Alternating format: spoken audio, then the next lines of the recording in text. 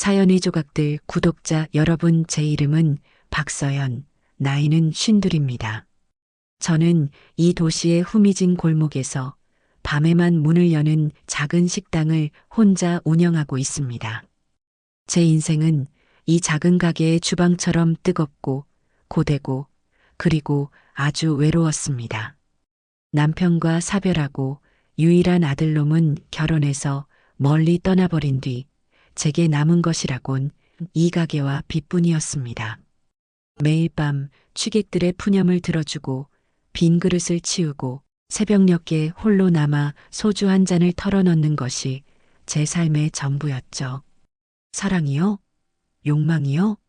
그런 단어들은 제 인생에서 지워진 지 오래였습니다. 그러던 어느 날 그 남자가 나타났습니다. 비가 억수같이 쏟아지던 밤이었어요. 마감 직전 거짓말처럼 가게 문이 열리더니 온몸이 흠뻑 젖은 한 남자가 들어왔습니다. 40은 넘었을까, 잘 다듬어진 수염과 깊은 눈매, 그리고 무언가 위험한 분위기를 풍기는 그런 남자였습니다. 그는 아무 말 없이 구석 자리에 앉아 소주 한 병과 김치찌개 하나만을 시켰습니다. 그날 이후 그는 매일 밤 같은 시간에 찾아와 같은 자리에 앉아 같은 음식을 시켰습니다.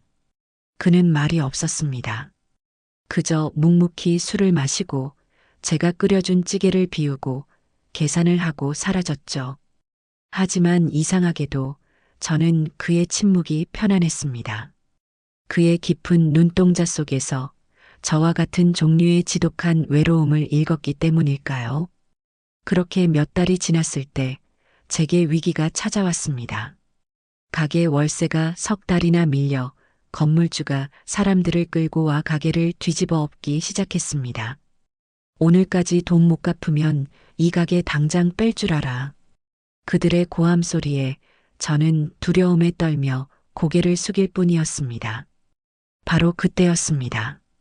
늘 구석에 앉아있던 그 남자가 조용히 자리에서 일어났습니다.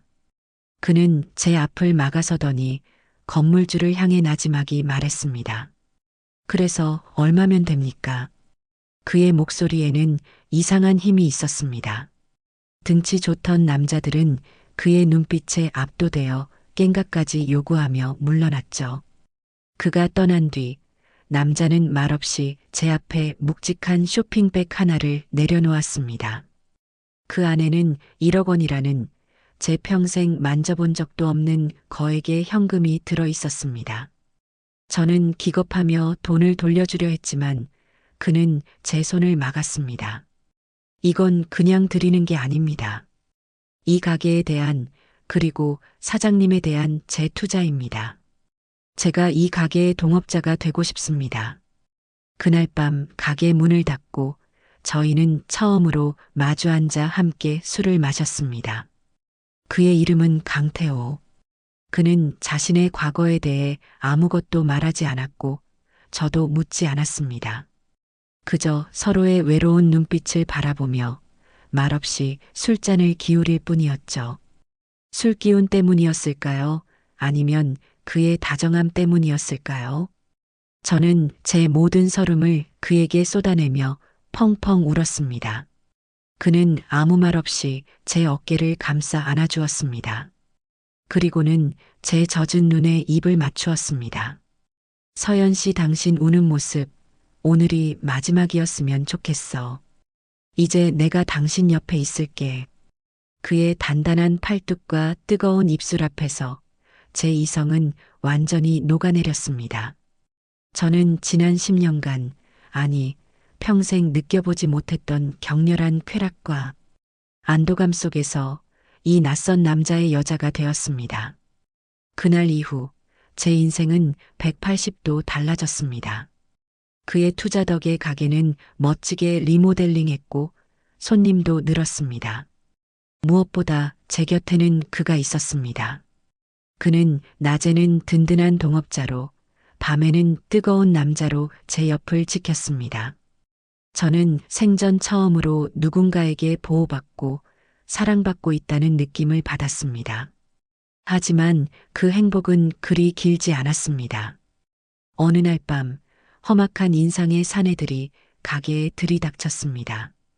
그들은 태호 씨를 보자마자 강 형님, 여기서 식당 놀이하고 계셨습니까?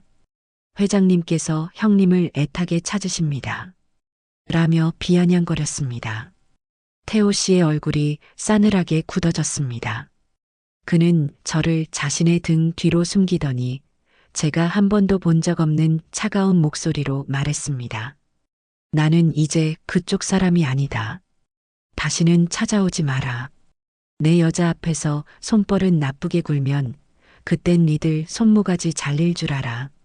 그날 밤 그는 제게 모든 것을 고백했습니다. 자신은 과거 어둠의 세계에 몸담았던 조직의 간부였고 피비린내 나는 생활에 염증을 느껴 모든 것을 버리고 도망쳐 나왔다는 것을, 그리고 제 가게는 그의 유일한 안식처였다는 것을. 저는 두려웠습니다. 하지만 그를 떠날 수는 없었습니다. 그는 제게 단순한 남자가 아닌 저를 구원해준 생명의 은인이었으니까요. 결국 그들이 다시 찾아왔습니다. 그들은 제 목에 칼을 들이대며 태호 씨에게 그들의 세계로 돌아오라고 협박했습니다. 그 순간 태호 씨는 저를 구하기 위해 다시 악마가 되기를 선택했습니다. 그가 그들과 싸우는 모습을 저는 차마 눈뜨고 볼 수 없었습니다. 피가 튀고 비명이 오갔습니다. 한참 뒤 모든 것이 끝났을 때 그는 피투성이가 된 채로 제게 다가와 말했습니다. 서연 씨 미안해. 나 같은 놈은 당신 곁에 있을 자격이 없어. 당신을 위험하게 만들 뿐이야. 이제 떠나야겠어. 그가 돌아서는 순간 저는 그의 손을 잡았습니다. 그리고 제 인생에서 가장 큰 용기를 내어 말했습니다. 아니, 가지 마. 당신 없는 조용한 무덤으로 돌아가느니 차라리 당신과 함께 위험한 지옥에서 살겠어. 당신 과거 따위 상관없어. 내가 당신 옆에 있을게.